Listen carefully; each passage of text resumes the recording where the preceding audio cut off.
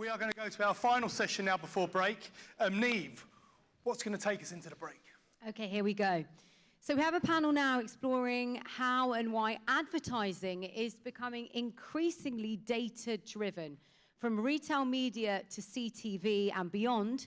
Joining Omar Oakes, please welcome Sam Taylor, Head of Performance Marketing at CRM at Direct Line Group, Jenny Bullis, Chief Executive Officer for Media Practice at Dentsu, Lauren McGuire, Regional Vice President for Media, Sports and Communications at Salesforce, and Ross Sargent, Global Head of Media at Allwyn. I'm Omar Oakes again, hi, editor of The Media Leader, and this is going to be a great panel where we're going to bring together some of the things you've heard this morning. Is data-driven media fundamentally changing marketing? We have Jenny Bullis, who is now the big media boss at agency group Dentsu, but she's seen it all. She's been at BT, Sainsbury's, ITV, and most recently was head of marketing science at Meta, aka Facebook and old money. She's also a fan of wild swimming, so used to dealing with sharks and other... Just really cold water. To Jenny's right, we have Lauren McGuire, Regional Vice President, Media, Sports and Communications at Salesforce. She graduated in California. She moved here from the US 5 years ago with a degree in animal science. Yes. I'm detecting a theme here in terms of wildlife. Ross Sargent at the end. Hi to Ross. He's now Global Head of Media for Allwyn, which is the National Lottery. There was a piece in the Times by Giles Corrin about how wonderful the National Lottery is. No, only joking. It wasn't about that. He's used to it. He's a familiar face at Future Media because, number one, he's brilliant, but also he doesn't hold back, and he's got amazing experience having worked in media roles at Asahi, Diageo, and he's been agency side at OMD and Mediacom. He told me this morning he's actually studied marketing and hyper-personalization way back in 2000. Yep. Which I didn't know, but you're more than qualified to feed into this. As is, of course, to my immediate left, Sam Taylor from Direct Line. I think it's fair to say one of the UK's most knowledgeable and forward-thinking marketers, if I might be so bold.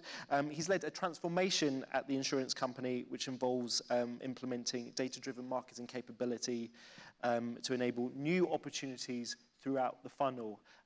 Very interesting piece he wrote for the Media Leader last week, and you should all go on the website and read that. I won't give too much away.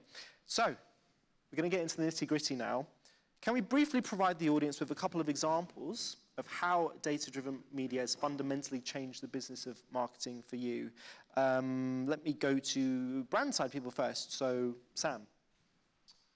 So I'd say, firstly, it's not changed, it's changing, but it's changing in pace. And I think what I would say is that and I also chair the TV Action Group at ISBA, and for many advertisers, it's data-driven media or marketing is a bit like teenage sex.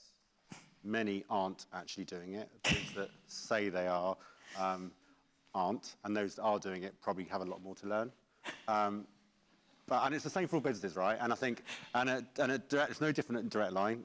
We are in the era of customer experience. Customers expect to be spoken to in a more data-driven way, in a learned way, in a relevant way. So we're all having to go through that journey of unlocking our data, accessing our data, using that to drive some marketing experiences. And so for us at Direct Line, we've done that a lot within our acquisition marketing, but we hadn't done it at all in our CRM. And so a great example now for us really, and how we really are going to market with data-driven media, is actually using advertising or even TV advertising to deliver a CRM job. So talking to existing customers to drive brand engagement amongst those that we already acquired, to drive cross-sell, upsell, retention, loyalty, which is something we wouldn't have been able to do, and the industry wouldn't allow us to do because the technology wasn't there, the connectivity, the data collaborations weren't there. So I think we've now come a long way, and we're able to unlock the value of data right through the funnel. Okay. Just before I bring in Ross, I'll go to actually Lauren first, because he mentioned not so far along the journey in terms of CRM. Yeah. Think of Salesforce, massive CRM platform, so you've got insight into what brands are doing on the platform at a big scale. I mean, how much does that chime in with what you're seeing? Absolutely. I mean, I think there's never been a time where we have these years and years of data on our customers. And so how do we actually compile that into a single view? I think that's the biggest kind of component of all of the technology. Obviously, I come from a different background. I'm looking more at the tech and how we can potentially implement it. And I think looking at that and how do we leverage the targeting, the segmentation based on all of the data that we have, that full view. How do we potentially automate on it and actually, make ourselves more and more efficient?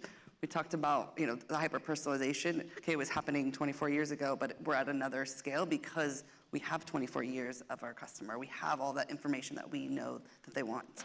And so I think, and then the last thing I think is biggest is on communication. So now we have technology that I think in our Friday session we were talking about where customer service is using WhatsApp, right? And customer service is a way that we're engaging with them. But now we're actually starting to use WhatsApp. If we go to our WhatsApps and the updates, it's all of our favorite football clubs. It's, maybe it's our peers and some of the brands that we follow. And that's stuff that we can follow and have content pushed to us. And so I think it's really important that we work cross-functionally with our peers. And that's kind of where the CRM piece kind of comes into it, because we're actually able to see what's happening on the customer service side with the customer, what's happening on the marketing side, what's happening on the sales side. Ross, how is the business changing from a data-driven marketing perspective? So I think first it's important to admit that the fundamentals of the way that markets work hasn't changed. That we are increasingly discovering.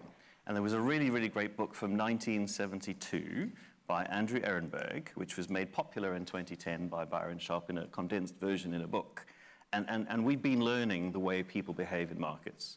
I think what we've had for the last, if I can say, use the 24 years as a reference, is we've had far more tools and far more techniques and far more technology that we can use.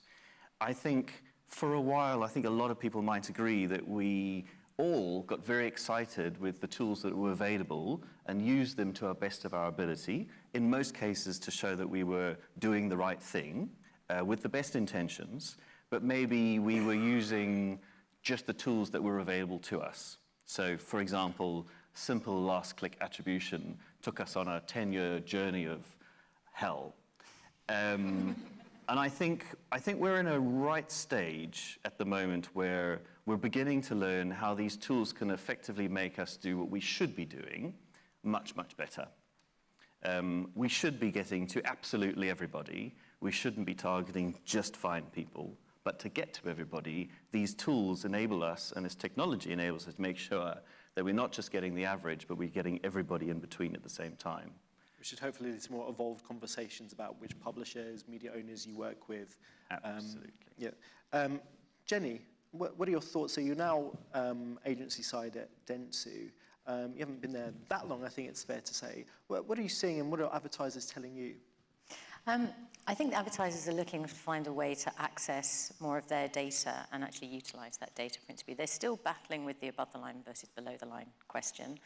I think they are battling with the measurement question as well. There's a belief that they want to achieve more and grow more. Everybody's looking for growth. They want to know how to harness the algorithms that are controlling play out. And to do that, they know they need data. And I think that if you actually look at the media channel landscape, there's not really a single medium that you can't use data to do a targeting option or a measurement option now. There are still very challenging areas that we see a lot of questions come through in brand measurement still. A real struggle to actually find the data to identify the marketing effectiveness behind brand investment. But as the rest of the guys have said, there is a constant changing pace, there's a constant growth in the talent out there who knows how to use data, in the tools that give you access to data, and that open up opportunities around targeting and measurement. You would have heard Avinash talking about incrementality. All of those elements are increasingly coming together to help advertisers make better, more informed choices. But it is a journey, and it's a transformation journey that a lot of marketing departments are still on, which I think frustrates a lot of marketers because they probably feel like they've been transforming for at least 5, 6, 7, 8 years now. But it's still ongoing. As Sam was saying, it's still changing. But thankfully, the skills are out there to take advantage of what they can now do. And specifically, how is it blurring the lines between above the line and below the line? Yeah. So I think that the lines have been blurred for quite a while in reality, because it started maybe 10 years ago with targeting. When the programmatic era came in, we started to be able to do much more granular targeting, started to be able to buy third-party data, then it was first-party data, take action on first-party data, thanks to guys like you. And so from a targeting perspective, that's been there for now quite a while. That's grown by the number of media channels that you can do that. You can now put that into broadcast brands, which you couldn't do before. And then increasingly, I think it's gone into the measurement side. So the ability to execute experiments to identify causal impact of advertising is allowing people to actually see how they can control the playout of their activity to actually understand causal effects. Now, that's relatively new, the fact that you can do that in more and more channels and places. And I think that is blurring the lines between above the line and below the line, because it means that you can get business outcome reporting at the pace of performance, even though you may not be doing performance. And I think that is fundamentally changing the lines, because people used to sit and wait on their above the line and have the results come in later, or wait for their MMM, and below the line used to come in quickly, whereas now you can increasingly get performance, business outcomes on a daily or weekly basis. Well, that's potentially game-changing, isn't it? I mean, Sam, what impact is this going to have on media planning, the channel mix? You mentioned you on the ISBA TV steering group before. Well, I'd go a step further than blurring above the line, below the line into, if you think of, what we do now, and you think about brand advertising or brand marketing, you think about performance marketing, you think about CRM, an event diagram, right in the middle is the customer. And so what we are able to do is have customer-centric activity right the way through the funnel, and therefore that changes the concept of, is it a brand ad or is it a performance ad or a CRM? It's about, well, where in the relationship with the customer are we? Do we need to attract them? Do we need to get to know them? Do we need to sell them? Do we need to make them more loyal? So that changes the dynamic, and that then means that you have to then look beyond the kind of normal kind of planning process. It has to be media agnostic. It has to be channel agnostic. It has to be above the line, below the line agnostic. We're even looking at how do we merge the benefits of email and CRM with our media planning? Because email is another channel, it shouldn't sit in another business and with another team, because it's just a channel. And trying to encourage the teams to be more curious around channel agnostic planning. So, if someone on the team would come and say, we need to use YouTube, well, why? Why would we use YouTube? Is the customer exposed to, is the reach on YouTube there to enable to expose or not? And how do we use the data to interpret that? And I think that way of thinking is quite seismic in the way that we think about media and the way we think about creative, the way we work with our agencies, the way that agency planners have to think. So I think we're really at the cusp now, the tipping point where we're really shifting this kind of way of thinking into a new dynamic. Do you see it that way in terms of, can you use what Sam's talking about, Ross, to be truly channel agnostic? It uses the example of YouTube. Is YouTube a single publisher, or is it a truly neutral platform where you can be agnostic about it? How do you see this? Yeah, I think you can be, and I would agree that very strongly that actually there is no such thing as above the line, below the line, it's difficult to put, in your example of YouTube, it's difficult to put one particular publication or platform or outlet or format from an outlet in any specific function, because we can use it in multiple different ways. It depends where it is in the consumer journey, it depends where it is in what the creative we're using, the message we're using, the time it's consumed, where it's consumed. We talk about retail media, and obviously the assumption is that has a specific place and time and a specific schedule. It's usually very below the line, very direct, very directional signage kind of thing, but it isn't necessarily just in there. So I would completely agree that we should be as channel agnostic as possible because of it. And Lauren, I'm kind of covering this industry for nearly 10 years. I feel like the language around marketing is changing quite a lot. Do you see that, and do you maybe have predictions or thoughts on how that's going to change further? Yeah, I think the biggest thing is the skills gap, because we are introducing such new technology at such pace that it will be really important that we empower our employees and make sure, one, they're not resistant to change. I think that can be a bit scary, and so how do we enable them and feel empowered, but also so that they want to stay in working with our environment for a long term. I think the other piece is is the data silos. I mean, what do we have now? We've got CRM, CDP, data warehouse, data lake, data oceans, data streams. I don't know. I mean, it's just, there are data everywhere. And so I think it's going to be really important for us to make sure that we have that really connected.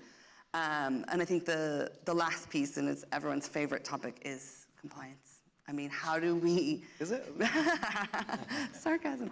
I think, how do we use all of those data points legally, and how do we make sure that we've got them segmented correctly so that when we market someone in the UK, it's very different than how we market them in the US. And I think California is now trying to implement something that's GDPR equivalent. And so how do you start to create all of those data points with the same compliance level? It's going to be really, really challenging. And so it's going to be really important that we, like I said, kind of the original point, empower our employees to be on board and be able to have the skills to implement this ever-changing dynamic.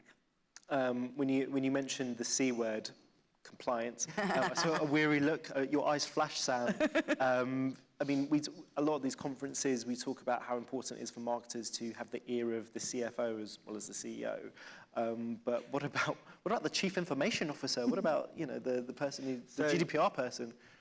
Yeah, I mean, so you're right, and I think we've in our career spent all the time on stages like this talking about it's all about effectiveness and getting a relationship with the CFO, unlocking budget opportunity, and now I've probably spent the last 2 years taking our CIO out for dinner, making sure he's happy with what we're doing. Same with our CTO, same with our DPO, same with our Chief Information Security Officer, our Head of Privacy. All these people become allies of marketing, and if you don't go into that kind of relationship in a way of thinking, how can we build the future together?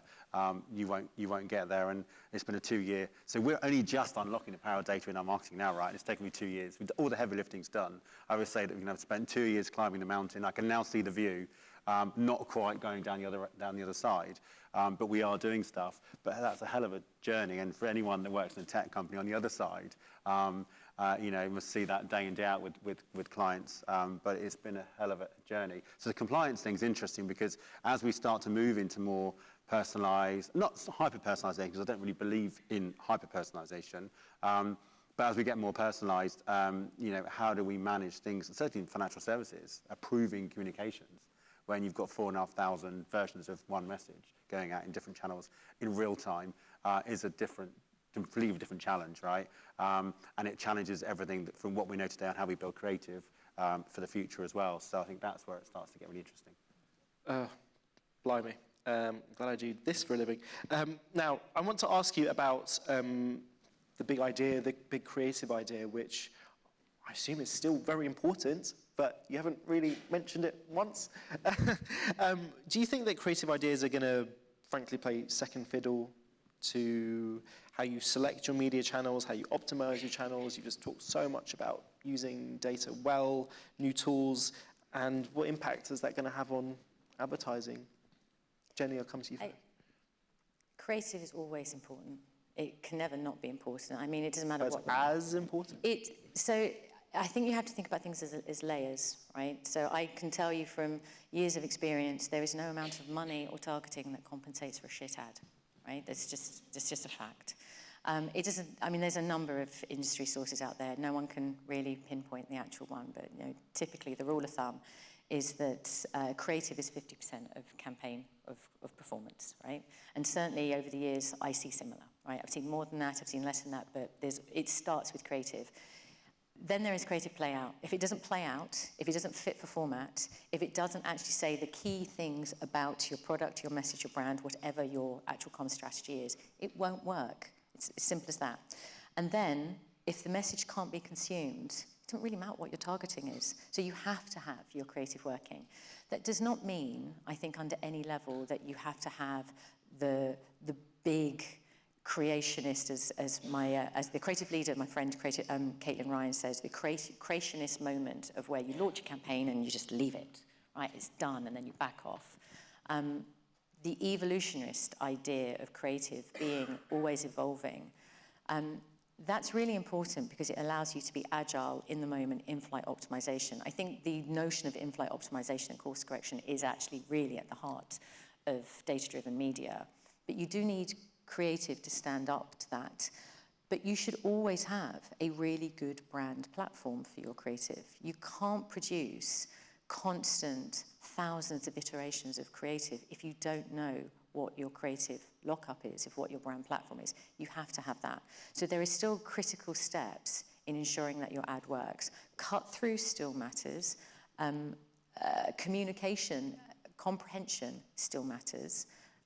Even if you're doing direct sales, price-orientated, product-based messaging, all the way through to brand messaging. And then if you're in compliance, if you're in a regulatory environment, say, for example, you are in a category for high-fat sugar salts, you have a very specific creative challenge where you're not allowed to talk about your product, you're not allowed to show your product, right? So creative is absolutely key. It's never going to go away, but we are going to use it and execute it and deploy it in a much more technology-driven way. There is also, I think, a huge opportunity to unlock an enormous amount of data from creative. Creative, I think, is the untapped source of new data, of new insight and new measurement. There's a massive growth in technology that's doing things like computer visioning, minute gamma signal. All of that happens at the deployment level, paired with experimental data that would allow you to actually understand your creative effectiveness at a quality level, to allow you to actually build creative effectiveness into your long-term modeling, so you can actually get a far greater accountability into your creative development as well. But you still need a quality brand platform that's right for your brand. How are you going to do that, Ross? How are you gonna... Oh, it's simple. This is the future of media, so I want to just for a moment respectfully, slightly disagree. Okay. I wouldn't say second fiddle. I think in much part of this town, I'll speed up, much part of this town, we are slightly obsessed with the advertising output, all of us. It's very exciting. You show great work to everybody. It's amazing. It's incredibly clever. But when you turn the lights off and you put the 2-minute-long TV ad on, everybody finds it really entertaining. And I think other places and smaller businesses, it is already second fiddle.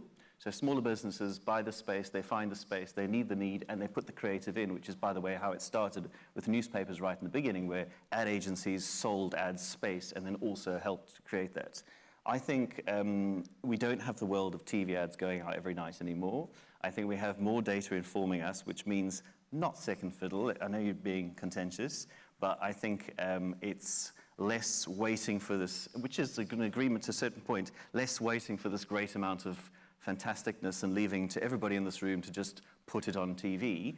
It's not that world anymore. So if anybody thinks that we can wind ourselves back to the good old days of the 1990s and pretend that ad effectiveness is a 2-minute-long TV ad which we just place, they're missing all of this beautiful information and data which people like Salesforce can provide us.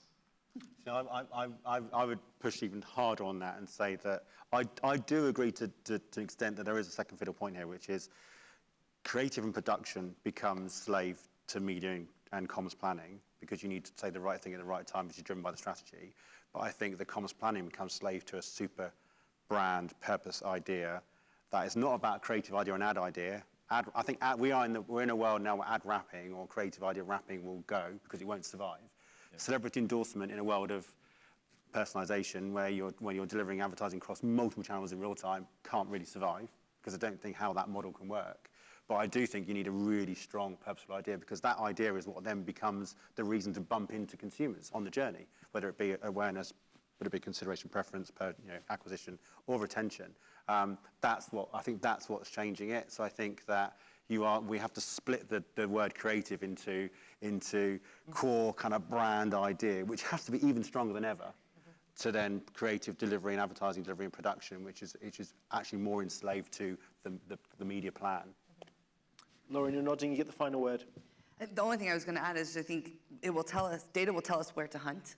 And so while the creatives will still be really important to all of this, it will just guide us on better campaigns driven by data. Fascinating discussion that flew by. I hope you'll agree. Thank you very much. Please give a big hand to our panel. Thank you.